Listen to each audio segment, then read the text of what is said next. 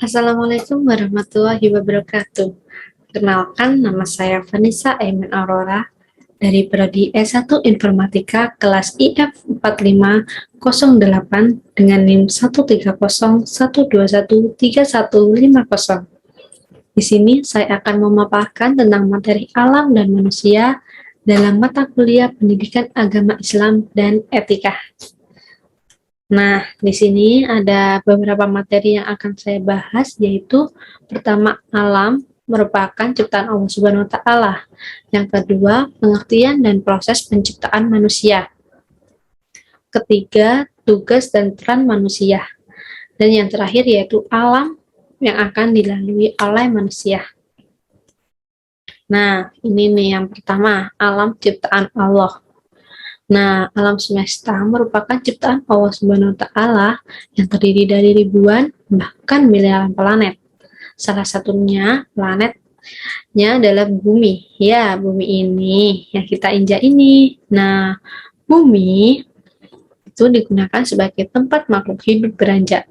Awal mula kehidupan di bumi dimulailah dari diciptakannya air atau miyah. Peristiwa tersebut sudah dijelaskan dalam Quran surat Hud. Ini nih suratnya ya. Oke. Selanjutnya proses penciptaan manusia. Nah, manusia ini adalah makhluk ciptaan Allah Subhanahu wa Ta'ala yang paling sempurna di antara ciptaan yang lainnya. Manusia merupakan makhluk sosial yang berakal budi dengan persebaran yang paling luas. Manusia pertama kali diciptakan dari sari pati tanah dan diberikan ruh. Kemudian menjadi nutfah, alaqah, dan mudghah yang nanti pada akhirnya menjadi makhluk Allah Subhanahu wa Ta'ala. Ini sudah dijelaskan ya teman-teman dalam Quran surat Al-Mu'minun ayat 12 hingga ayat 14. Lanjut. Nah, ini peran manusia. Peran, fungsi, dan tugas manusia yaitu sebagai khalifah Allah Subhanahu wa Ta'ala, yakni mewujudkan kemakmuran di bumi, mewujudkan keselamatan dan kebahagiaan di bumi yang nantinya akan diminta pertanggungjawaban atas bagaimana ia melaksanakan kekhalifahannya.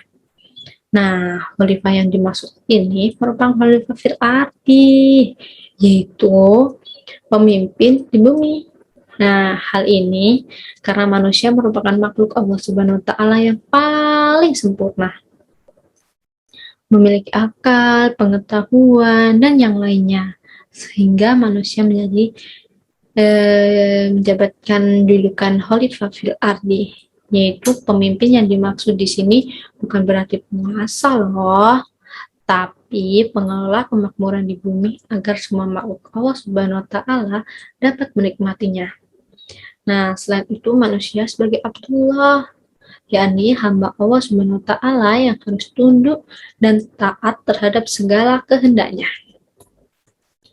Nah, ini alam-alam yang akan dilalui manusia, yaitu yang pertama ada alam rahim, dunia, barza, dan keabadian. Nah, di alam rahim ini, di mana masa ruh manusia disatukan dengan jasadnya dalam rahim ibu. Jasad manusia ini berasal dari saripati tanah atau air mani. Nah, mani ayah itu disebut sperma dan mani ibu ovum disatukan dalam rahim ibu menjadi nutfah atau zigot. Nah, yang kemudian itu adalah alam dunia. Nah, di alam dunia ini merupakan tempat manusia hidup mulai dari lahir hingga mati. Manusia berada di alam ini loh. Nah, yang ketiga yaitu alam barzakh. Alam barzakh ini merupakan pembatas antara dunia dan akhirat. Alam barzakh sebagai tempat di mana manusia menunggu dan dibangkitkan kembali dalam kematiannya. Nah, yang terakhir ini yaitu alam keabadian. Di alam keabadian ini mulailah setelah manusia dibangkitkan dari alam kuburnya dan juga dihisap seluruh amalnya. Di alam inilah manusia akan mengetahui adanya surga dan neraka.